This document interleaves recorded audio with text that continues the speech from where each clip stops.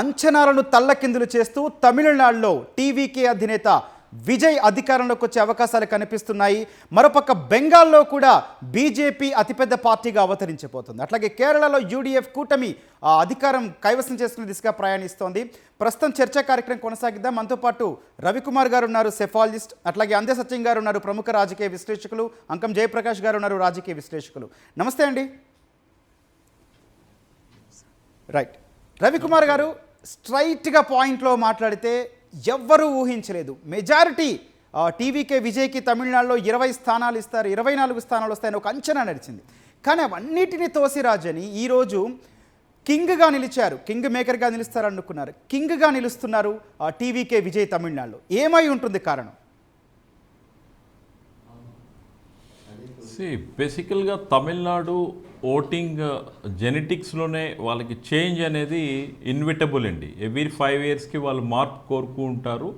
But అన్ఎక్స్పెక్టెడ్గా ఏంటంటే జయలలిత చనిపోయిన తర్వాత ఏంటంటే అది పళనిస్వామి గారు ఆ ఆన్వాయితీకి బ్రేక్ చేశారు. సో 2 సార్లు ఏఐడిఎంకే అధికారంలో ఉండడం జరిగింది. సో దాని తర్వాత డిఎంకే అధికారంలోకి వచ్చిన తర్వాత స్టాలిన్ ఏం చేశారు అని అంటే ఉదయనిధి స్టాలిన్ తన ఫ్యూచర్ లీడర్గా ఫోకస్ చేయాలని చెప్పి డిప్యూటీ సీఎంగా తీసుకున్నాక సో నేచురల్గా ఏమైంది అని అంటే 5 ఇయర్స్ ఆఫ్ యాంటీ ఇన్కంబెన్సీతో పాటు చేంజ్ ఆఫ్ గాడ్ అంటే ఆ వాటర్ జెనెటిక్స్లోనే ఆ ఆలోచనలోనే తేడా ఉన్నది. కాబట్టి అది కాకుండా విజయ్ అనే వ్యక్తి ఆల్టర్నేటివ్ ఫోర్స్.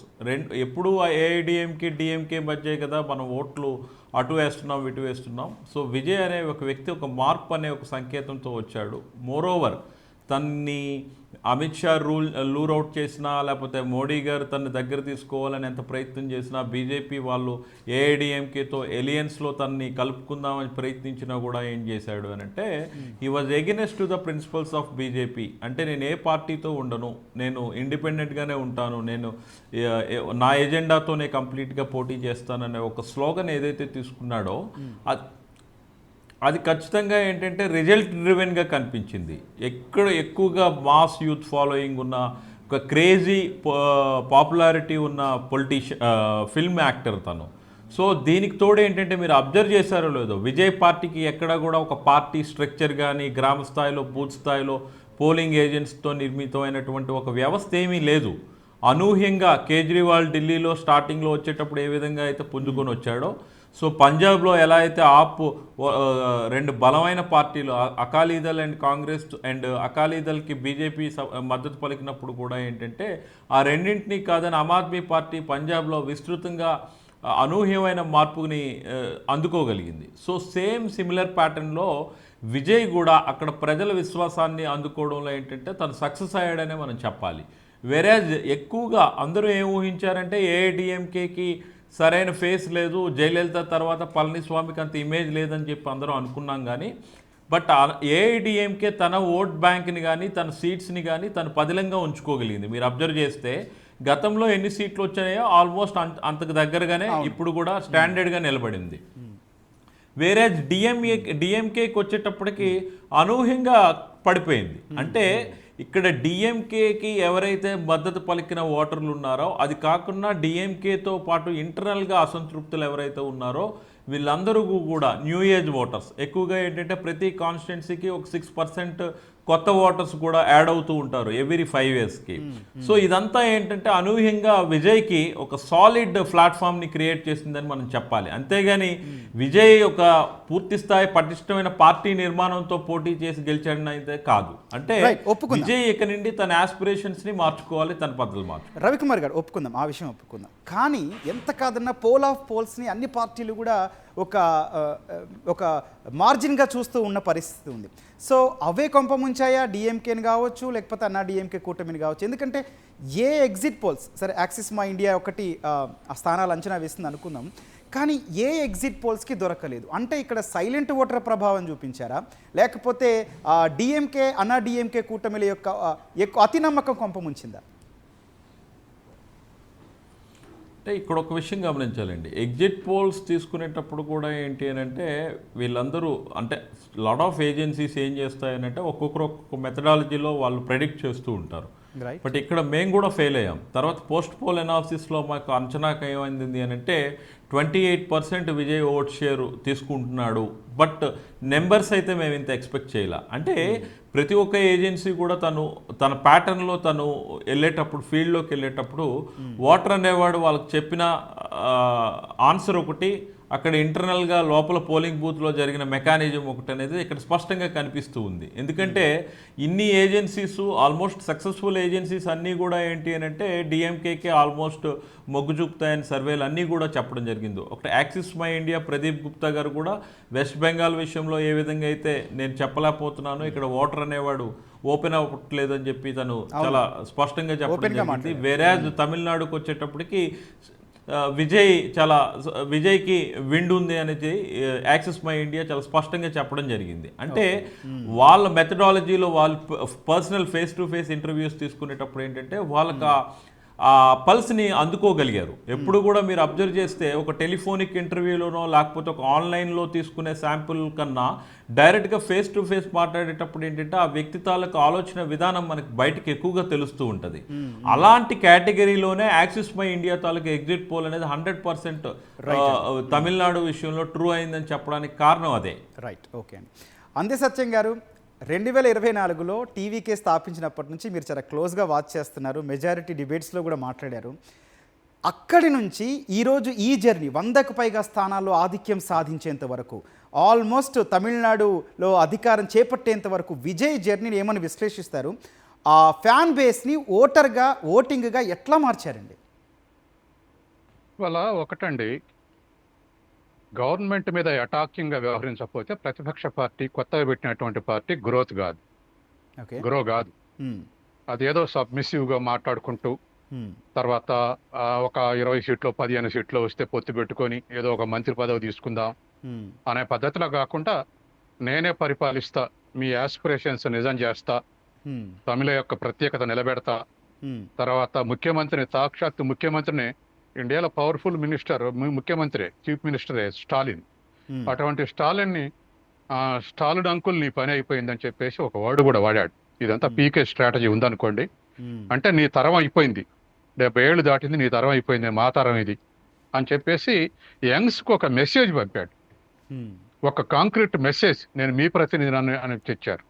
కాబట్టి వాళ్ళ జనరేషన్, లేటెస్ట్ జనరేషన్ అందుకుంటా కూడా విజయ్ మొగ్గు చూడటానికి అదొక కారణమైంది. రెండవది, యాంటీ ఇన్కంబెన్స్ ఉన్నప్పుడు దానికి ఆల్టర్నేటివ్గా అగ్రెసివ్నెస్ పళనిస్వామిలో చూడలేదు. పళనిస్వామి పెద్ద మనిషి తరహాలో పొదుపుగా మాట్లాడుకుంటూ వచ్చాడు తప్ప తన పార్టీ బీజేపీ సపోర్ట్తో తన పార్టీ ఆల్టర్నేటివ్ అని జనంలో ఉంచగలిగాడు తప్ప అధికారంలోకి వచ్చే స్థాయిలో వాళ్ళు వర్క్ చేయలేదు. కాబట్టి సహజంగానే తర్వాత విజయ్ని ఇంకో విధంగా ఎందుకు నమ్మారంటే, సాధారణంగా కేంద్ర ప్రభుత్వం లేదా బీజేపీ పార్టీ మేము చేయి అందిస్తే అందుకు అన్నప్పుడు ఎక్కువ మంది అందుకుంటున్నారు, ఏదో ఒక విధమైన ప్రయోజనం పొందామని. తన మీద 3-4 కేసులు బుక్ అయినా బీజేపీ దగ్గరికి జారలేదు. అంటే తమిళ సెంటిమెంట్ ని సర్వైవ్ చేయించుకోగలిగాడు తన చుట్టూని.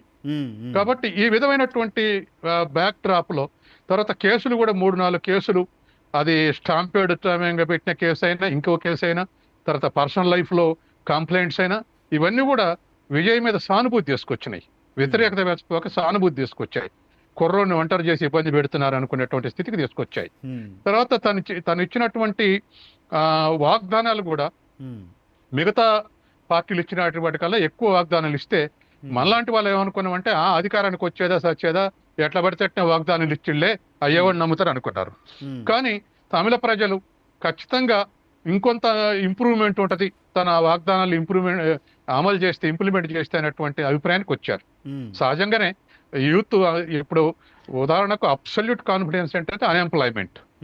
ఈ అన్ఎంప్లాయ్మెంట్ లో ఉన్నటువంటి యూత్ ని ఎవరు కొంచెం మీటగలిగితే వాళ్ళ వైపు మొగ్గుతున్నారు. తెలంగాణలో కూడా చూశారు కదా మనం, ఉద్యోగాలు నింపట్లేదు, పేపర్ అవుట్ అయింది అనేటువంటిది నిరుద్యోగ సమస్య పెద్దగా ఫేవర్ చేసింది రేవంత్ రెడ్డికి. కాబట్టి అటువంటిది ఇవాళ కుర్రోడైనటువంటి విజయ్కి ఇవన్నీ కూడా ఫేవరబుల్ కండిషన్స్ గా ఉపయోగపడినాయి. తర్వాత రెండోది ఒక్క మాట, తర్వాత ఇంకోటి ఏంటంటే వారసత్వం కూడా 1-2 బయలుస్తారు. కాబట్టి కరుణానిధి, ఆ తర్వాత స్టాలిన్, ఆ తర్వాత మళ్ళీ ఉదయనిధి కాబోయే సీఎం అని ప్రకటిస్తే ఎప్పుడు వీళ్ళేనటువంటిది ఒకవేళ Okay, పాత సత్యం గారు. వాళ్ళు పాత డిఎంకే సానుభూతి పరులు మనోళ్ళు అనుకుంటారు కానీ యంగ్ జనరేషన్స్ అట్టు అనుకోరు, అవును. వీళ్ళే ఉన్నారా అనుకుంటారు. కాబట్టి ఇవన్నీ కూడా విజయ్కి ఫేవర్ గా పనిచేసినాయి. రైట్ సత్యం గారు. మనతో పాటు చర్చలో పాకా సత్యనారాయణ గారు బీజేపీ ఎంపీ జాయిన్ అయ్యారు. సత్యనారాయణ గారు నమస్తే. సార్, వెస్ట్ బెంగాల్ రిజల్ట్ పట్ల హ్యాపీగా ఉన్నారా? అసలు ఏంటండి ఇప్పటి వరకు డైరెక్ట్గా పోటీ చేస్తే బీజేపీ ఆ రాష్ట్రాన్ని కమల వికాసం ఖాయంగా కనిపిస్తోంది. బెంగాల్లో కూడా అదే సాధ్యమైంది. అయితే 10 ఏళ్ల క్రితం అక్కడ ఎటువంటి ఓపెనింగ్స్ లేకపోయినా ఈరోజు అధికారాన్ని కైవసం చేసుకున్నారు. ఈ జర్నీ ఎట్లా గడిచింది? మమతాను ఎట్లా ఓడించారు? అసలు జయప్రకాష్ గారు ప్రచారంలో చూసాం, పశ్చిమ బెంగాల్ ప్రచారంలో చూసాము, చాలా డామినేషన్ కనిపించింది. ప్రధాని మోదీ కావచ్చు, అమిత్ షా కావచ్చు, అధికారం మాదే అని చాలా కాన్ఫిడెంట్గా చెప్పిన పరిస్థితి. అట్లాగే ప్రధాని మోదీ మాట్లాడుతూ ఎన్నికల తర్వాత ప్రమాణ స్వీకారానికి రెడీగా ఉన్నానని కూడా ఆయన మాట్లాడారు. అంత నమ్మకానికి కారణం ఏంటి? అంత కాన్ఫిడెన్స్కి దారితీసిన పరిస్థితులు ఏంటి బెంగాల్లో? రైట్ అండి, మనం ఇంతకుముందు చర్చించుకున్నట్టుగా యాంటీ కమెన్సీ బాగా పనిచేసింది. ఎందుకు యాంటీ కమెన్సీ బాగా పనిచేసిందంటే ఇప్పుడు మనం చూస్తున్నట్లయితే 3 ప్రధాన రాష్ట్రాలు తమిళనాడు, పశ్చిమ బెంగాల్, అదే కేరళ, ఇక్కడ సంపూర్ణంగా ప్రజలందరూ కూడా మార్పు కోరుకున్నారు. అంటే గత 10 సంవత్సరాల నుంచి ఈ సదరు ముఖ్యమంత్రులు పరిపాలన చేస్తున్నారు కాబట్టి అదేవిధంగా వీళ్ళందరూ కూడా ఈ పరిపాలన ఏదైతే ఉందో మార్పును కోరుకున్నారో ఆ మార్పులో ఫలితంగానే ఇక్కడ తమిళనాడులో విజయ్కి మనం ఇది చూస్తున్నాము. అదేవిధంగా ఇప్పుడు మనకు పశ్చిమ బెంగాల్ వచ్చేసి ఈ బీజేపీ ఆధిక్యం కూడా మనకు కనబడుతుంది. ఇప్పుడు దాదాపు పశ్చిమ బెంగాల్లో ఖరారు అయిపోయినట్టు అనిపిస్తుంది. దాదాపు 178, 180 సీట్లలో వారి ఆధిక్యత స్పష్టంగా మనకు కనబడుతుంటుంది. సో ఇటువంటి పరిస్థితులు ఏంటంటే దీది యొక్క అంటే వీళ్ళు కంప్లీట్గా ప్రధాన హిందుత్వ ఎజెండాను పట్టుకొచ్చారు. అదేవిధంగా దీది యొక్క పరిపాలన మీద విసిగెత్తినటువంటి ప్రజలు ఉన్నారు. మేము మార్పు కోరుకుంటాం అని చెప్పేసి అదేవిధంగా భారతీయ జాతీయతను వీళ్ళు ముందుకు తీసుకొచ్చారు.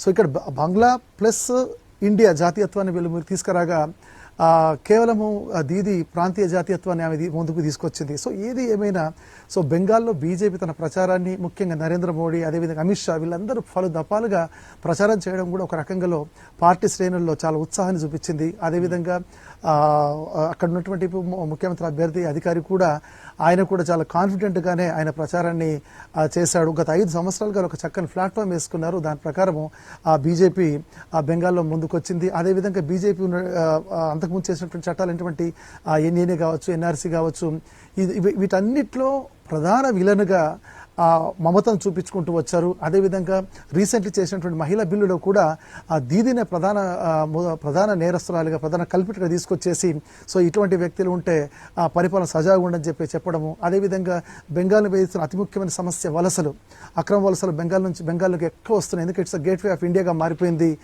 బంగ్లాదేశ్ నుంచి అయితేంది, అదేవిధంగా భూటాన్, నేపాల్ ప్రాంతం నుంచి అనేక అక్రమ వలసలు ఇక్కడికి వస్తున్నాయని చెప్పేసి బీజేపీ ప్రధానంగా చెప్పడము. ఇది హిందువులకు అతిపెద్ద థ్రెట్గా పరిణమిస్తుందని చెప్పేసి వాళ్ళు చెప్పడం జరిగింది. అదేవిధంగా ఇక్కడ బెంగాల్లో వేధిస్తున్న అతి ముఖ్యమైన సమస్య నిరుద్యోగము. దీది కాలంలో చాలా నిరుద్యోగము బెంగాల్లో పెరిగిపోయింది. బీజేపీ కనుక వస్తే యువతకు ఉపాధి కల్పిస్తుందని చెప్పేసి వీళ్ళు చెప్పడం జరిగింది. ఏది ఏమైనా వాళ్ళ యొక్క ప్లాన్ ఏదైతే ఉంటుందో బీజేపీది వాళ్ళు పర్ఫెక్ట్ ఎగ్జిక్యూషన్ చేయడం జరిగింది. తద్వారా ఇప్పుడు ప్రజెంట్ వాళ్ళు ఆధిక్యంలోకి వచ్చారని చెప్పి మనం విశ్లేషించవచ్చు. Right sir. రవికుమార్ గారు, ఇప్పుడున్న ఫిగర్స్ చూస్తే బీజేపీ 176, తృణమూల్ కాంగ్రెస్ 110 స్థానాల్లో ఆధిక్యంలో కొనసాగుతుంది. కానీ ప్రచారంలో మనకు ఒక మాట వినిపించింది. బెంగాల్లో బీజేపీ ఉద్భవిస్తే ప్రాంతీయ పార్టీ అయినటువంటి తృణమూల్ కాంగ్రెస్ అస్తిత్వానికే ఒక రకంగా ప్రమాదము అన్న చర్చ కూడా నడిచింది. ఇప్పుడు వాట్ నెక్స్ట్ ఏం జరగబోతోంది? తృణమూల్ కాంగ్రెస్ అస్తిత్వానికి ఏ ప్రమాదం ఉండదండి. ఎందుకంటే తృణమూల్ కాంగ్రెస్ అనేది 15 ఏళ్ల పాటు వెస్ట్ బెంగాల్లో పరిపాలన చేసింది కాబట్టి ఇక్కడ మమతా బెనర్జీ చేసిన తప్పు ఏంటంటే స్ట్రాటజికల్గా ఆమె అధికారంలోకి రావడంతోనే తన ప్రతిపక్షాలైనటువంటి వామపక్షాలని, కాంగ్రెస్ని పూర్తిగా ఆ రాష్ట్రంలో బలహీనపరిచేసింది. ఎప్పుడైతే పూర్తిగా బలహీనపరిచేసి దేశవ్యాప్తంగా వామపక్షాలు అనేవి వీకెన్ అవుతూ ఉన్నాయో వాళ్ళకి ఆల్టర్నేటివ్ కావాలి కదా. మమతా బెనర్జీని ఫేస్ చేసే అదర్ అంబ్రిల్లా కావాలి కదా. ఆ అంబ్రిల్లా ఏమైంది అని అంటే సువేందు అధికారి ఫార్మేట్లో బీజేపీ తన ఒక స్ట్రాటజీని యూజ్ చేసింది. దాంతో 2021లో 77 సీట్లు గెలుచుకోగలిగింది అని అంటే వామపక్ష భావజాలం ఉన్నటువంటి వెస్ట్ బెంగాల్లో మమతా బెనర్జీకి ఎగెనిస్ట్గా ఉన్నటువంటి వామపక్షాలన్నీ కూడా ఈమె అరేస్మెంట్ తట్టుకోవాలి అనుకుంటే మనకు ఒక నేషనల్ పార్టీతో మనం వెళ్ళాలి, అది కాంగ్రెస్ ఆల్టర్నేటివ్ కాదు, ఎందుకంటే బీజేపీ కేంద్రంలో అధికారంలో ఉంది కాబట్టి పూర్తి స్థాయిలో సిపిఎంకి సంబంధించినటువంటి లీడర్షిప్ అంతా కూడా ఏంటంటే బీజేపీకి మైగ్రేట్ అయిపోయింది. సో దాంతో ఏమైందంటే బీజేపీ తన వ్యూహాలను పదును పెట్టగలిగింది.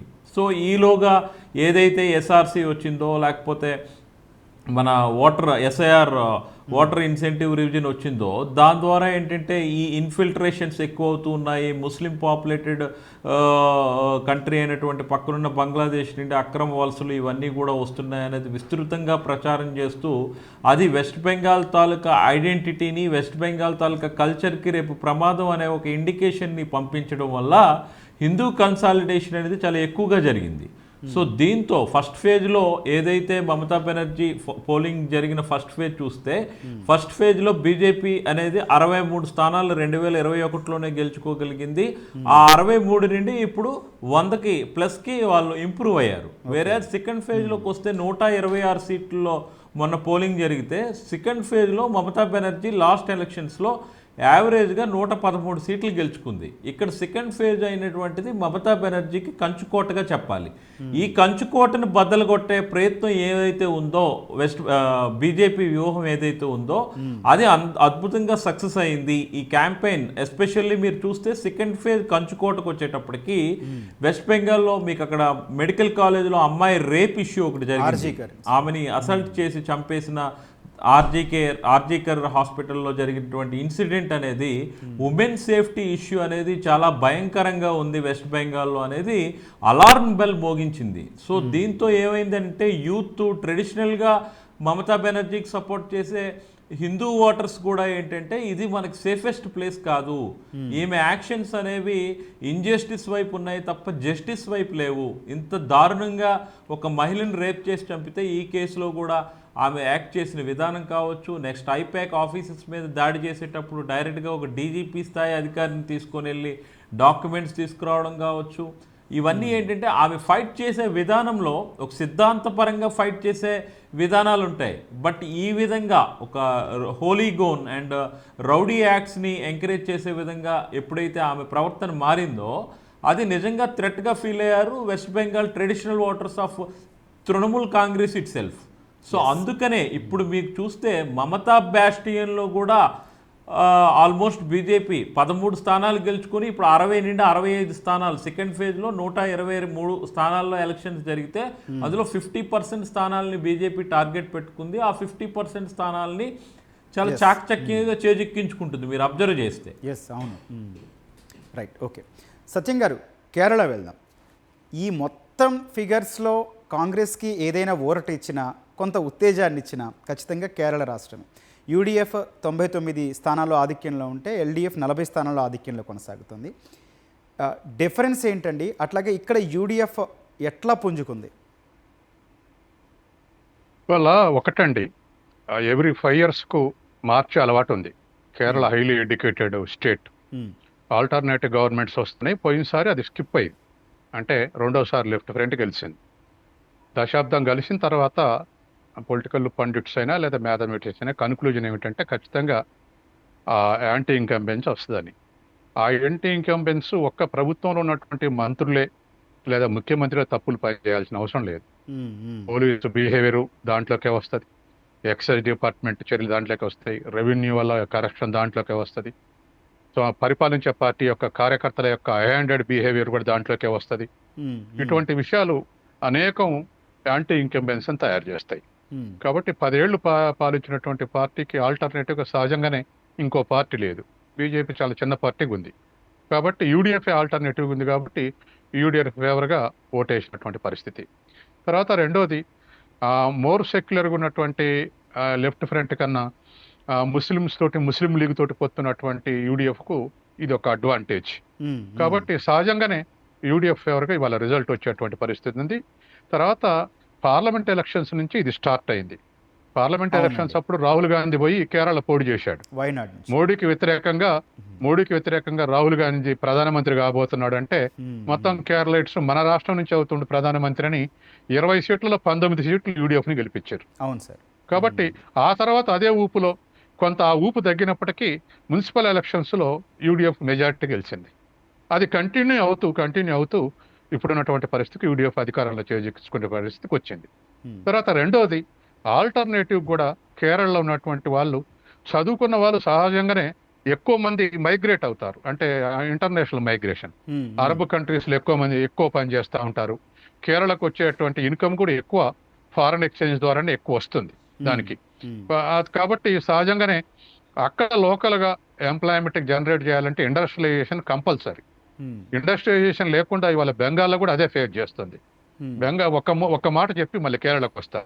ఒక 4 ఏళ్ళు మమతా బెనర్జీ మొదటి టర్మ్ 4 ఏళ్ళు పూర్తయినాక నేను ఒకసారి హైదరాబాద్ నుంచి కలకత్తా సెమినారు పోతున్నా. 6 యువకులు గెలిచారు ఔరా ఎక్స్ప్రెస్లో. వాళ్ళని అడిగితే వాళ్ళు మమతా బెనర్జీ మీదే అన్హ్యాపీ కాదు, బుద్ధదేవ్ భట్టాచార్య కూడా అన్హ్యాపీగా ఇద్దరిని కలిపి మా దగ్గర ఐటీని డెవలప్మెంట్ చేస్తున్నారు, బుద్ధదేవ్ చేయలేదు, ఇప్పుడు ఈవిడ కూడా పట్టించుకోవట్లేదు, ఇంకా ఏం డెవలప్మెంట్ ఉంటుందని 6 కూడా హైదరాబాద్లో సాఫ్ట్వేర్ ఇంజనీర్లు. కాబట్టి ఎక్కడైనా మోడర్న్ ఎంప్లాయ్మెంట్లో మోడర్న్ ఎడ్యుకేషన్ ఉన్నటువంటి వారికి ఆల్టర్నేటివ్ ఎంప్లాయ్మెంట్ కలిపిపోతే వాళ్ళ వాయిస్ పెద్దది. ఆ వాయిస్ ఇవాళ కేసీఆర్ ఓడిపోవటానికి కూడా అటువంటి వాయిస్ పనిచేసింది తెలంగాణలో.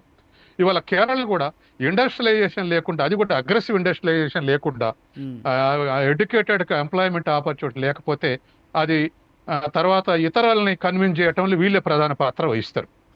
అటువంటివన్నీ కూడా జరుపుకుంటూ వచ్చినాయి. తర్వాత రెండోది నిజమైన కాకుండా బంగారం ఇంపోర్ట్ కుంభకోణం, తర్వాత అయ్యప్ప స్వామి బంగారం మిస్సింగ్, శబరిమల వివాదం, ఇటువంటివన్నీ కూడా 3-4 అవినీతికి పాల్పడరని చెప్పేసి అటు బీజేపీ అసాల్ట్ చేసింది, ఇటు కాంగ్రెస్ అటాల్ట్ చేసింది. ఇటువంటి పరిస్థితి కూడా ఉంది. తర్వాత ఆఖరి అంశం నాకు పర్సనల్గా అనిపించేది ఏంటంటే, ఏ పార్టీలైనా యంగ్ జనరేషన్స్ యంగ్ లీడర్నే ఇష్టపడుతున్నారు. కాబట్టి 82 years ఉన్నటువంటి విజయన్ మళ్ళీ థర్డ్ టైం అంటే యంగ్ జనరేషన్స్ ఇష్టపడరా లేదా అనేటువంటిది కూడా. ఇప్పుడు ఓల్డ్ జనరేషన్స్ మన పార్టీ మన లీడర్ అనుకుంటారు, కానీ ఆయన పెద్ద త్యాగశీలే, చాలా పోరాటాలకు నాయకత్వం వహించుండు విజయన్. కానీ ఇప్పుడున్న జనరేషన్స్కి అది తెలియదు కదా, 20-30 years ఉన్నటువంటి వాళ్ళకు. కాబట్టి వీటికి అనుగుణంగా వాళ్ళు వ్యూహాలు రచించుకోవాలి తప్ప మనమే మనల్ని ఇష్టపడతారని అది స్టార్టింగ్గా ఎప్పుడు అట్లే ఉంటుంది అనేది పొరపాటు. రైట్ అండి. ఓకే, జయప్రకాష్ గారు కేరళం గురించే మాట్లాడదాం. జయప్రకాష్ గారు, యూడిఎఫ్ 100కు పైగా స్థానాల్లో ఆధిక్యంలో కొనసాగుతుంది అంటే ఖచ్చితంగా యాంటీ ఇన్కంబెన్సే కారణం అనుకోవాలా? ఇక్కడ యూడిఎఫ్ నుంచి ప్రధానంగా వాళ్ళు ప్రచారం చేసినట్టు హామీలు కావచ్చు, లేకపోతే ఇక్కడ తెలంగాణ నుంచి సీఎం రేవంత్ రెడ్డి అక్కడికి వెళ్ళి ప్రచారం చేయడం కావచ్చు, తెలంగాణ కర్ణాటకలో మేము చేస్తున్న డెవలప్ గురించి కూడా అక్కడ మాట్లాడాము, ఇదంతా చర్చ జరిగింది. యాంటీ ఇన్కంబెన్సే కారణమా, లేకపోతే ఇవి కూడా పనిచేస్తాయా? యాంటీ ఇన్కంబెన్స్ అనేది ఒక ప్రధాన ఫ్యాక్టరే. దాంతోపాటుగా కేరళ ముఖ్యమంత్రి మీద, అతని యొక్క అనుచర గణం మీద వచ్చినటువంటి అవినీతి ఆరోపణలు, ముఖ్యంగా ఈ గోల్డ్ స్మగ్లింగ్ ఒకటి, అదేవిధంగా కేరళ ముఖ్యమంత్రి మేనల్లుడు ఆయన చేసినటువంటి గోల్డ్ స్మగ్లింగ్ మీద కూడా యూడిఎఫ్ చాలా ఆరోపణ చేసింది, బీజేపీ చాలా ఆరోపణ చేసింది. అదేవిధంగా గల్ఫ్ కార్మికుల మీద కూడా, ఎందుకంటే కేరళ నుంచి దాదాపు అత్యధిక శాతము ఎంప్లాయీస్ అందరూ కూడా గల్ఫ్లో పనిచేస్తున్నారు. ఇంతకు అందే సత్యం గారు చెప్పినట్టు పెద్ద మొత్తంలో మనకు వస్తున్నటువంటి ఫారిన్ మనీ అనేది కంప్లీట్గా కేరళకు వచ్చేది గల్ఫ్ నుంచే వస్తుంది. సో వాళ్ళ పట్ల కూడా ప్రజెంట్ ఉన్నటువంటి ప్రభుత్వ విధానం సరిగ్గా లేదు. అదేవిధంగా కెనడా వలసలు కూడా ఈ మధ్య కొత్తగా వచ్చింది, దాని మీద కూడా వివాదాలు ఉన్నాయి. సో సార్ చెప్పినట్టు ఈ అయ్యప్ప స్వామి టెంపుల్ వివాదం, ఇవన్నీ కూడా కేరళ మీద ప్రభావం చూపినాయి. ఇంకోటి అంటే ఇవన్నిటికన్నా ఒక ఎత్తు, సో ప్రజల్లో మార్పు కోరుకున్నారు. విజయన్ గారు కూడా ఆయన ముఖ్యమంత్రిగా ఉన్నప్పటికీ కొంత వయసు అయిపోయింది, కొత్త యంగ్ చాప్ను కావాలని కోరుకున్నారు. ఇప్పుడు మనకు రీసెంట్లీ మనకు నేపాల్ ఎలక్షన్ చూస్తే బాలెన్ షా వచ్చారు. బాలెన్ షా ఎవరు?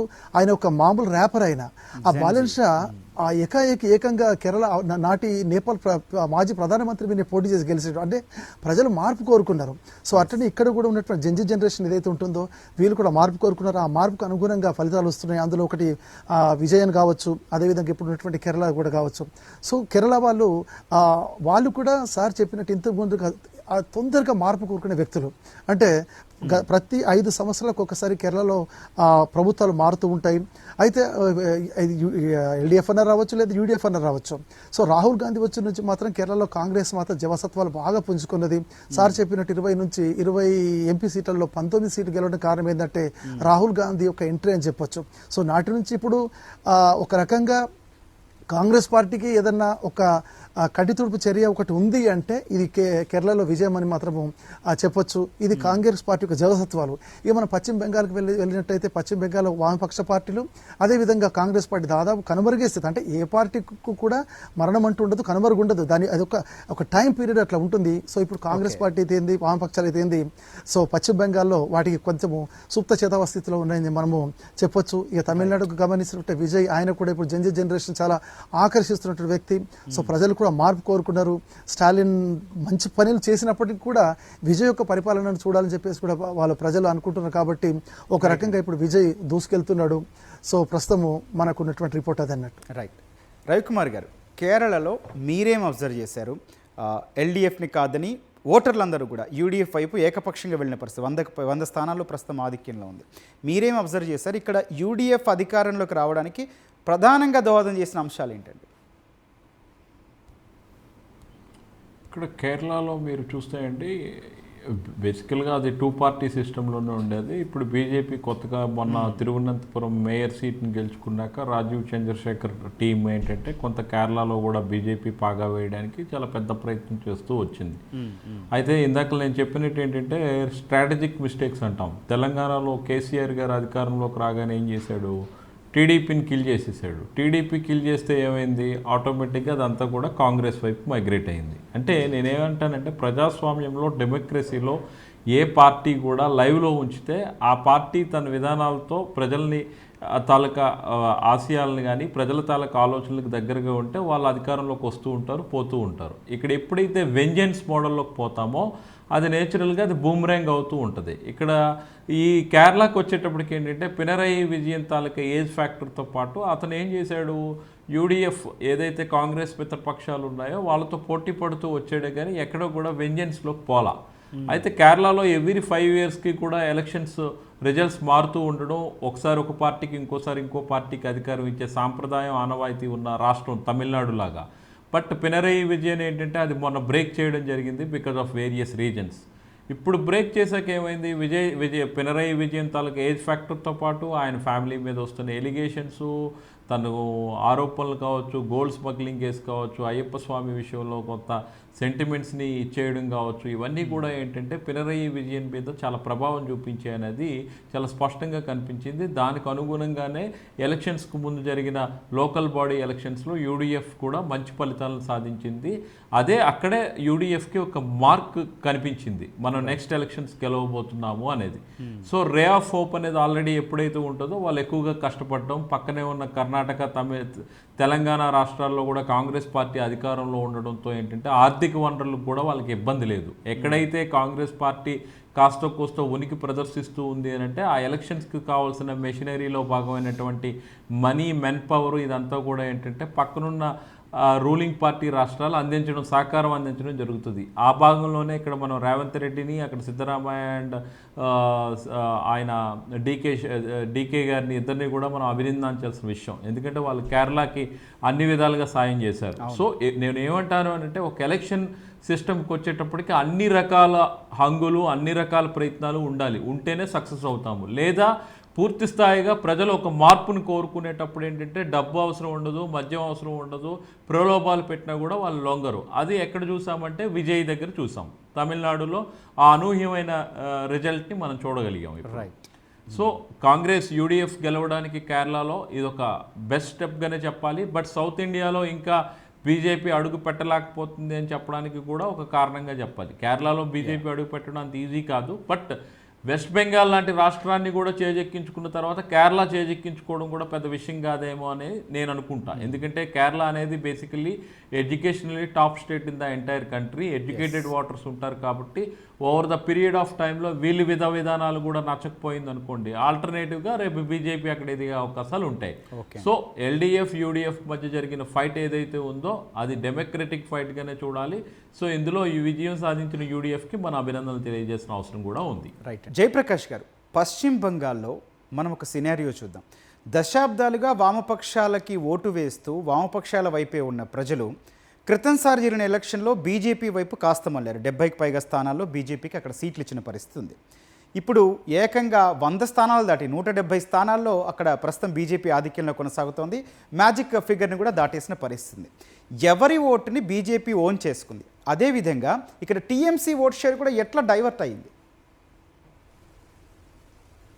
రైట్ అండి. మనము ఒక గమనించదగ్గ విషయం ఏంటంటే, యాక్చువల్లీ మమతా బెనర్జీ గారు అధికారంలోకి రావడమే యాంటీ కమ్యూనిస్ట్ సిద్ధాంతంతో వచ్చారు. ఆమె నాటి ముఖ్యమంత్రి మీద దాదాపు ఒక 34 సంవత్సరాలుగా పరిపాలన ఉన్నటువంటి కమ్యూనిస్టు పార్టీ మీద ఆమె రకరకాల పోరాటాలు చేసి, ముఖ్యంగా సింగూర్ పోరాటం అయితేంది, భవానీపూర్ పోరాటం అయితేంది. సో ఇవన్నీ పోరాటాలు చేసుకుంటూ వచ్చి ఆమె తను కమ్యూనిస్టు పార్టీ ఓడిస్తే తప్ప తన లక్ష్యం నెరవేరని చెప్పేసి మొదటి నుంచిగా ఒక స్ట్రిక్ట్ పాయింట్ మీద ఉన్నారు. సో అట్లా ఆమె ఒక రకం తెలియని ఒక ఏహే భావాన్ని, ఒక కంప్లీట్గా ఒక వ్యతిరేకత భావాన్ని వాళ్ళు కమ్యూనిస్టు పార్టీ మీద పెట్టుకున్నారు. సో అట్లా ఆమె అధికారం లాగానే ఇంతకుముందు రవికుమార్ గారు చెప్పినట్టు బీజేపీ కమ్యూనిస్టు పార్టీని పూర్తిగా అణగదొక్కడం జరిగింది. అంటే కమ్యూనిస్టు పార్టీ జీరో చేశారు. సో ఇప్పుడు కమ్యూనిస్టు పార్టీ వాళ్ళ నాయకులు ఎక్కడ వెళ్ళాలి? సో వాళ్ళకున్న ఆల్టర్నేట్ ఏంటి? సో కాంగ్రెస్ కూడా ఈ సుప్త చేతన స్థితిలో ఉంది కాబట్టి కాంగ్రెస్ నమ్ముకుంటే లాభం లేదు. సో ఈ ఉద్దేశంతో చాలా మంది కమ్యూనిస్ట్ నాయకులందరూ కూడా బీజేపీ మొగ్గు చూపడం జరిగింది. దాదాపు ఒక 70% ఒక 70 వరకు నాయకులు మనకి ఈరోజు బీజేపీ నుంచి పోటీ చేస్తున్నట్టు మనకు అనిపిస్తుంది. కాబట్టి సో కమ్యూనిస్టు పార్టీ యొక్క వ్యతిరేకత ఏదైతే ఉంటుందో మమతా బెనర్జీ సంపూర్ణంగా ఆ వ్యతిరేకతను ఉపయోగించుకొని అధికారంలోకి వచ్చారు. కానీ అదే వ్యతిరేకతను గత 10 ఏళ్లుగా కంటిన్యూ చేస్తున్నారు. ఆ వ్యతిరేకత అనేది కూడా ప్రజలు మర్చిపోలేదు. సో తద్వారా ఏమైపోయిందంటే ఆ నాయకులందరూ కూడా బీజేపీకి రావడం, బీజేపీకి విజయానికి ఇతోధికంగా పాటుపడడం కూడా జరిగినట్టు మనకు చూస్తున్న ఫలితాల వల్ల మనకు తెలుస్తున్నాయి. సో వీటన్నిటితో పాటు యూత్ కూడా పెద్ద మొత్తంలో ప్రతి యూత్ కూడా ఎంతో కొంత రెబల్గా ఉంటారు. సో ఆ రెబల్ను ప్రోత్సహించే పార్టీ అయినటువంటి కమ్యూనిస్టు పార్టీని మమతా బెనర్జీ అనగదొక్కడం అనేది యూత్ తట్టుకోలేని పరిస్థితి. సో ఈ విధంగా యూత్ కూడా మార్పును కోరుకున్నారు. సో మార్పును కోరుకున్న యూత్ అందరూ కూడా బీజేపీకే ఓటేసినట్టు ఇప్పుడు చూస్తే మనకు స్పష్టమవుతుందండి. రైట్. రవికుమార్ గారు, ఒక అబ్జర్వేషన్ అండి. మమతా బెనర్జీ ఒకవేళ మాట్లాడితే ఆవిడ ఎత్తే అంశాల్లో ఒకవేళ ఓటమికి దారితీసిన పరిస్థితులు కావచ్చు, కారణాలు కావచ్చు, ఆవిడ ఎత్తే అంశాల్లో సర్ కూడా ఒకటి, సర్ అంశం కూడా ఒకటి. సో సర్ ఇంపాక్ట్ ఏ విధంగా ఉంది? దగ్గరలో 90 లక్షల ఓట్లు తొలగించిన వార్త చూసాం మనం. సో సర్ ఎఫెక్ట్ ఎట్లా ఉందండి ఈ ఫలితాల మీద? ఒక విషయం అండి, సర్ అనేది ఏదైతే ఉందో అది నేను గతంలో బీహార్ ఎలక్షన్స్ జరిగినప్పుడు కూడా కోట్ చేశా. అవి ఏంటి అని అంటే డూప్లికేట్ ఓటర్సు, ఎవరైతే అక్కడ ఒక అడ్రస్ మీద 10 ఇళ్ళు మారుతూ ఉంటాం కాబట్టి ఉద్యోగరీత్యా కావచ్చు, బ్రతుకు తెరువు రీత్యా కావచ్చు, మైగ్రెంట్స్ కావచ్చు, ఇవన్నింటినీ కూడా ఏంటంటే డేటా అనేది ఎలక్షన్ కమిషన్ దగ్గర డబియస్ డేటాస్ ఉండేవి అన్నమాట. అంటే రిడెండెన్సీ ఆఫ్ డేటా, అంటే ఒకే ఓటర్ 10 అడ్రస్లతో ఉండేవాడు. ఇలాంటివన్నిటికీ కూడా ఏంటంటే ఎస్ఐఆర్ ప్రాసెస్లో కంప్లీట్గా డూప్లికేషన్ ప్రాసెస్ ద్వారా రెక్టిఫికేషన్ చేసి క్లీన్ డేటాస్ని ప్రజెంట్ చేయడం జరిగింది. దీనివల్ల ఏమవుతుందండి మీకు సింపుల్గా చెప్తా. ఒక బూత్ భవానీపూర్లోనే ఒక 2010 నెంబర్ బూత్ నేను చెక్ చేసినాము. మేము చెక్ చేసేటప్పుడు అక్కడ ఏమొచ్చింది, 2021 ఎలక్షన్స్లో 1210 ఓట్లు ఉండేవి. సో అప్పుడు 1210 ఓట్లు ఉండేటప్పుడు పోలైన ఓట్లు 840, అంటే యావరేజ్గా 81% ఎంతో వచ్చింది. సో వేరే ఎస్ఐఆర్ వచ్చిన తర్వాత 1210 ఓట్లు కాస్త ఏమైనాయి అంటే 970 ఓట్లు అయినాయి. అంటే 110 ఓట్లు 120 ఓట్లు అడిషనల్గా డిలీట్ చేశారు. ఎస్ఐఆర్ ప్రాసెస్లో వాళ్ళు సరైన డాక్యుమెంట్ లేకనో, లేకపోతే డూప్లికేట్ డేటా అవడం వల్ల, లేకపోతే 10 అడ్రస్ల్లో సేమ్ ఓటర్ ఉండడం వల్ల వేరియస్ రీజన్స్ ద్వారా దాన్ని రిమూవ్ చేయడం జరిగింది. సో ఈ 970లో ఓటింగ్ జరిగితే ఎన్ని పడినాయి అనుకున్నారు? 840 పడినాయి. అంటే 970లో 840 పడినాయి అనుకోండి, the strike rate is 92%. So 84 2021లో పడితే లోక్సభ ఎలక్షన్కి వచ్చేటప్పటికి 840 పడితే ఆల్మోస్ట్ 92%కి ఇంక్రీజ్ అయినట్టు లెక్క. అంటే ఎక్కడ కూడా రియల్ ఓటర్ డెమోక్రసీలో తన ఓటింగ్ రైట్ని ఎక్సర్సైజ్ చేసేటప్పుడు, ఫ్రాంచైజ్ చేసేటప్పుడు ఆ ఫీల్ వేరు. గతంలో ఓటు ఉండి కూడా వాడి ఓటు ఇంకొకటి వేసేసేవాడు. సో వేయలేకపోయేవాడు, ఎక్కడ ఉండేదో తెలియదు. ఇవన్నింటికి కూడా ఎస్ఐఆర్ ప్రాసెస్ అనేది చెక్ పెట్టింది. దీనివల్ల మమతా బెనర్జీకి ముస్లిం డామినెంట్ ఏరియాస్లో కొంత ఇబ్బందికరమైన వాతావరణం అనేది ఉన్నదనేది మొదటి నుండి ఆమె ఊహించింది కాబట్టే ఆమె సుప్రీంకోర్టుకి వెళ్ళడం, సుప్రీంకోర్టు 90 లక్షల ఓట్లు తీసేసిన తర్వాత మళ్ళీ వాటిని కన్సాలిడేటెడ్ చేసి 65 లక్షలకు తగ్గించడం, మళ్ళీ వాళ్ళు ఒక ఆప్షన్ ఇచ్చారు, ఇన్ కేస్ మీకు ఎనీ డౌట్స్ ఉండి అక్కడ ఏమైనా ఇబ్బంది జరిగితే మీరు మళ్ళీ మా దగ్గరికి రండి అని కూడా చెప్పడం జరిగింది. అంటే మమతా బెనర్జీ తనకున్న అన్ని అవకాశాలని తను వాడుకుంది. కోర్టులని కానీ, న్యాయస్థానాల ద్వారా కావచ్చు, అధికార యంత్రాంగాన్ని కానీ అన్ని విధాలుగా కూడా తను ఈ ప్రాసెస్ని హాల్ట్ చేయాలనే ఒక ప్రాసెస్ చేసినా కూడా బీజేపీ చాలా పకడ్బందీ వ్యవహారంగా బీహార్లో ఏ విధంగా అయితే మేము చేసామో ఇక్కడ కూడా చూపించింది వల్ల రిజల్ట్ డ్రివెన్ కనిపించింది. కాబట్టి ఈరోజు మీకు 77 నుండి 170కి పోతుంది బీజేపీ. ఎస్, ఓకే అండి, రైట్. ప్రస్తుతం మనతో పాటు తమిళనాడు నుంచి సీనియర్ పాత్రికేయులు శాస్త్రి వి మల్లాది గారు ఫోన్ లైన్లో అందుబాటులో ఉన్నారు. ఆయనతో మాట్లాడదాం. శాస్త్రి గారు నమస్తే అండి. నమస్కారం సార్. సార్, అసలు తమిళనాడులో ఏం జరిగిందండి? విజయ్ ఏం మ్యాజిక్ చేశారు? గ్రౌండ్ రియాలిటీ మీరు అబ్జర్వ్ చేసింది ఏంటి? సార్, యాక్చువల్గా జననాయకన్ సినిమా రావాల్సిందేది విజయ్ది ఎప్పుడో ఒక 2 నెలల క్రితమే రిలీజ్ అవ్వాల్సింది సినిమా ఆశించారు. అది కొన్ని కారణాల వల్ల సెన్సార్ బోర్డు ఇష్యూస్ వల్ల అయిపోయింది. సో ఇవాళ వచ్చిన ఈ రిజల్ట్స్ జనాలు ఇప్పుడు 3 గంటల నుంచి ఇప్పుడు మధురైలో మధురై నుంచి మాట్లాడుతున్నాను. కొన్ని జనరల్గా చూస్తుందంటే జననాయకన్ సినిమా అనేది ఇవాళ రిలీజ్ అయిందా అనేది. జననాయకం అంటే మన ప్రజాస్వామ్యం. సో ఒక జననాయకన్ ఒక ప్రజెంట్ హీరో ఒక మన రంగంలోకి ఇవాళ తమిళనాడు రాజకీయాల్లో 2 ముఖ్యమైన ఒక ద్రావిడ పార్టీని కొట్టి, అది అటువంటిది డిఎంకే లాంటి ఒక మహోత్తరమైన ఒక పార్టీని కొట్టి రంగంలోకి వచ్చినట్టుగా జనాలు భావిస్తున్నారు సార్. ఇది చాలా అనుకోని రిజల్ట్ అన్నమాట. ఎందుకంటే చాలా అండర్ ఎస్టిమేట్ చేశారు విజయ్ని. గత 6 నెలల నుంచి కూడా పార్టీ పెట్టినప్పటి నుంచి ఆయన మొదటి కాన్ఫరెన్స్ దగ్గర నుంచి కూడా విజయ్ని తక్కువ అంచనా వేసి విజయ్కి ఎవరు ఓట్లు వేయరు. తర్వాత విజయ్కి వచ్చిన యువతని కూడా చాలా హేళనగా సార్. శాస్త్రి గారు, ఒక్కసారి మళ్ళీ మీ దగ్గరికి వస్తామండి. ప్రస్తుతం మమతా బెనర్జీ మీడియాతో మాట్లాడుతున్నారు. ఆ లైవ్ చూద్దాం. ఓకే.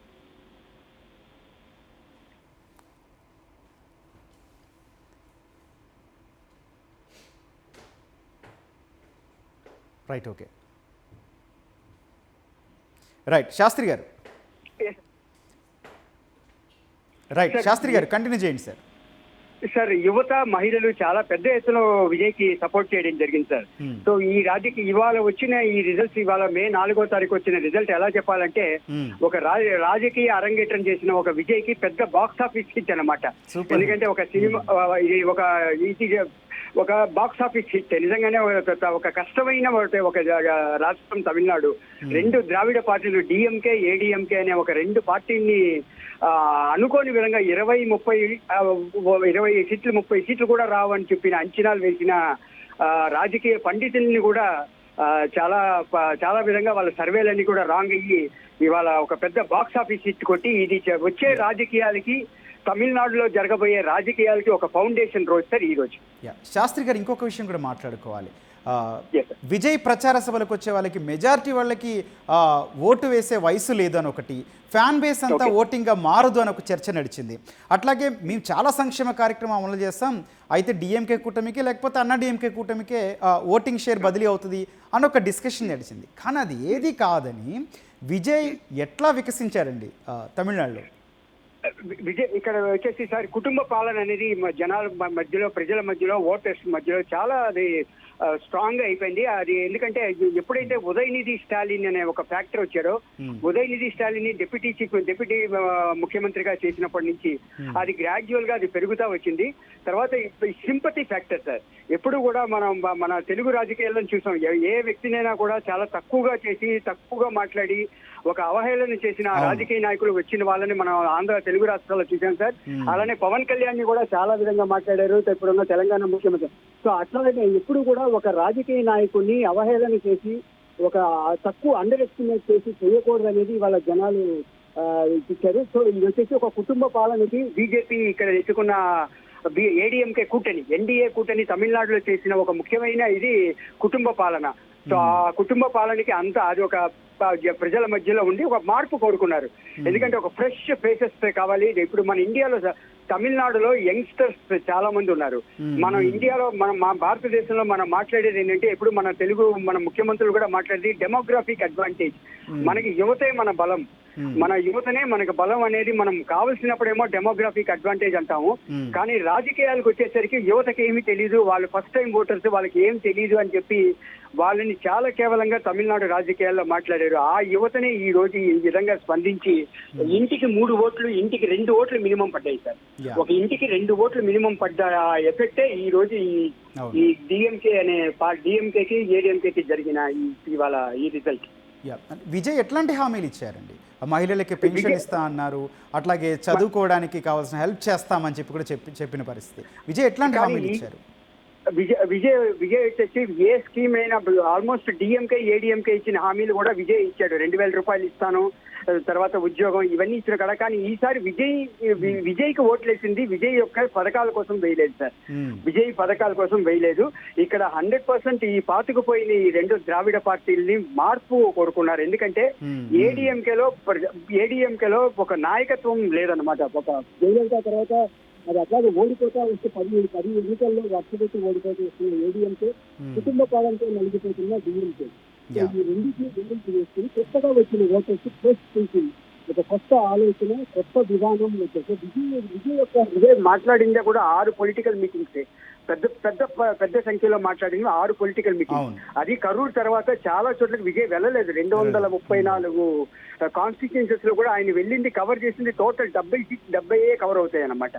కానీ అలాంటిది ఒక ఫ్రెష్ థింకింగ్, కొత్త ఆలోచన, కొత్త భావాలు కావాలనుకున్నారు. దానికి యువత స్పందించారు. ఇది వచ్చేసి ఇది victory of the youth sir, the victory of the youth and women of Tamil Nadu. ఈ తమిళనాడులో యువత ఈ రోజు ఒక పెద్ద మనసు శాస్త్రి గారు, మీరు తమిళనాడులో ఉన్నారు. ఒక విజయకాంత్కి సాధ్యపడింది, మక్కల్ నీది మయ్యం అంటూ వచ్చిన కమల్ హాసన్కి సాధ్యపడింది, ఫ్రెష్గా పార్టీ పెట్టి మళ్ళీ విరమించుకున్న రజనీకాంత్కి సాధ్యపడింది. విజయ్కి ఎట్లా సాధ్యపడిందండి? సార్ విజయ్కి ఆ ఏజ్ ఫ్యాక్టర్ కరెక్ట్ గా వర్కౌట్ అయింది సార్. రజనీకాంత్ కి ఫ్యాన్ బేస్ ఉన్నా కూడా రజనీకాంత్ కు ముందు వెనక అని చెప్పి రజనీకాంత్ ఆ పొలిటికల్ స్టాండ్ స్ట్రాంగ్ గా తీసుకోలేదు. కానీ విజయ్ మాట్లాడింది తక్కువ, ఆ ఇమేజ్ చారిస్మా అంటారు, చారిస్మా, ఆ చారిస్మా వచ్చేసి విజయ్ మన ఇప్పుడు టీవీతో విజయ్ వస్తుంది కూడా వేరే ఒక ఫోర్స్ గానే కనబడ్డాడు. కానీ విజయ్ అనేవాడు ఒక కంప్లీట్ ఆల్టర్నేటివ్, టోటల్ తమిళనాడుకి ఒక ఆల్టర్నేటివ్ గా. బికాజ్ ఏజ్ ఫ్యాక్టర్ విజయ్కి వచ్చేసి ఓన్లీ 52 ఏళ్ళే. సో విజయ్ యొక్క ఏజ్ ఫ్యాక్టర్, ఇప్పుడు కొత్తగా వచ్చిన ఈ ఓటర్స్, ఈ 2 ఈక్వేషన్ వర్కౌట్ అయింది. ఇది విజయకాంత్ విషయంలో వర్కౌట్ కాలేదు. ఎందుకంటే ఆ టైంలో జయలలిత అండ్ కరుణానిధి ఇద్దరు స్ట్రాంగ్ గా ఉన్నారు. సో ఇద్దరు స్ట్రాంగ్ గా ఉన్నప్పుడు విజయకాంత్ ఒక థర్డ్ ఫోర్స్ గా వచ్చి ఆ తర్వాత ఎస్టాబ్లిష్ అవ్వాల్సి వచ్చింది.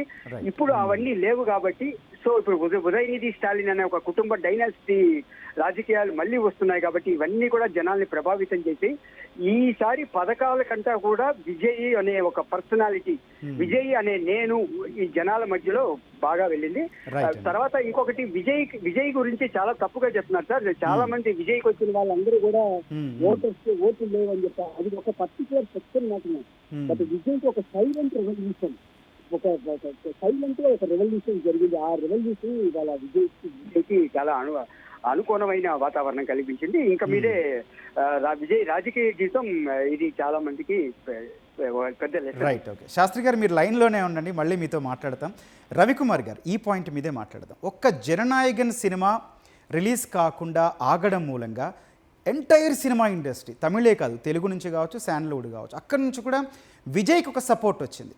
సో సినీ గ్లామర్ని ఎక్కువగా ఇంట్రెస్ట్ చూపించే తమిళ ఓటర్లు ఈ సినీ ఇండస్ట్రీ మొత్తం ఆ విషయంలో విజయ్కి సపోర్ట్ చేయడంతో అదేమైనా పాజిటివ్గా మారిందా అండి? ఖచ్చితంగా అండి. ఒక జననాయకన్ సినిమా ఒక్కటే కాదు, విజయ్ పర్సనల్ లైఫ్ రిలేటెడ్ కావచ్చు, లేకపోతే విజయ్ ఇన్కమ్ ట్యాక్సెస్ నోటీసెస్ కావచ్చు, విజయ్ క్రౌడ్ ఇన్సిడెంట్ జరిగేటప్పుడు ఆ స్టాంపేడ్ మీద కేసెస్ని సిబిఐ వరకు తీసుకెళ్ళి సిబిఐ ఆయన నోటీసులు ఇచ్చి పిలిపించడం కావచ్చు. సో ఎవ్రీథింగ్ అంటే పాలిటిక్స్లో ఒక వ్యక్తి వస్తున్నప్పుడు జరిగే ఏదైతే వెంజెన్స్ అనేది ఉంటుందో ఎవ్రీ యాక్షన్ అనే దాని మీద కూడా ఏంటంటే రియాక్షన్ అనేది ఉంటుందండి. మనం అనుకోవచ్చు పబ్లిక్ ఏమీ పట్టించుకోరు, పబ్లిక్ ఏం ఆలోచించరని మనం అందరం అనుకుంటాం. కానీ ఆ పర్టికులర్ నాయకుడిని అభిమానించేవాడు, ఫాలో అయ్యేవాడు, న్యూట్రల్గా థింక్ చేసేవాడు ప్రతి ఒక్కడు కూడా ఒక ఆల్టర్నేటివ్ ఫోర్స్ వచ్చేటప్పుడు ఇన్ని అడ్డంకులు ఎందుకు కల్పించాలి అనే ఒక ఆలోచన కూడా చేస్తారు. సో ఆ ఆలోచన and more over Tamil Nadu taluka structural genetical voting pattern ఏదైతే చేంజ్ అనేది ఉంటుందో ఇవన్నీ కూడా విజయ్కి కలిసి వచ్చిన అంశాలుగానే చూడాలి. అంటే విజయ్ ఎవ్వరూ ఊహించని ఈ మార్పునికి తమిళనాడులో శ్రీకారం చుట్టాడు. అంటే ఎప్పుడు కూడా టూ పార్టీ సిస్టమ్ ఉన్నటువంటి డిఎంకే ఏఐడిఎంకేల మధ్య మూడో ఆల్టర్నేటివ్ ఫోర్స్గా, అంటే ఒక రాజకీయ పార్టీ వచ్చేటప్పుడు ఏంటంటే దానికి ఆవిర్భావం, దానికి సమయం, సందర్భం ప్రతిదీ కూడా అవసరం అంటాను నేను. మీరు అబ్జర్వ్ చేస్తే ఎన్టీఆర్ ఆ రోజు రాజకీయాల్లోకి వచ్చేటప్పుడు కాంగ్రెస్ పార్టీని కూకటి వేలతో లేపేశాడు. దానికి రీజన్ ఏంటంటే ఆ రోజు వాక్యూమ్ కనిపించింది ఆంధ్రప్రదేశ్లో. ఆ తర్వాత 2009లో చిరంజీవి గారు ప్రజారాజ్యం వచ్చే టైంలో ఆ అవకాశం లేదు, అక్కడ వాక్యూమ్ లేదు. అటు చంద్రబాబు నాయుడు గారు, ఇటు రాజశేఖర్ రెడ్డి వంటి బలమైన నాయకత్వాలు ఉన్నాయి. వేరేజ్ అక్కడ విజయకాంత్ వచ్చేటప్పుడు జయలలిత, కరుణానిధి లాంటి బలమైన నాయకత్వాలు, 2 రీజనల్ పార్టీలు, స్ట్రక్చర్ ఓరియంటెడ్ పార్టీస్ ఉన్నాయి.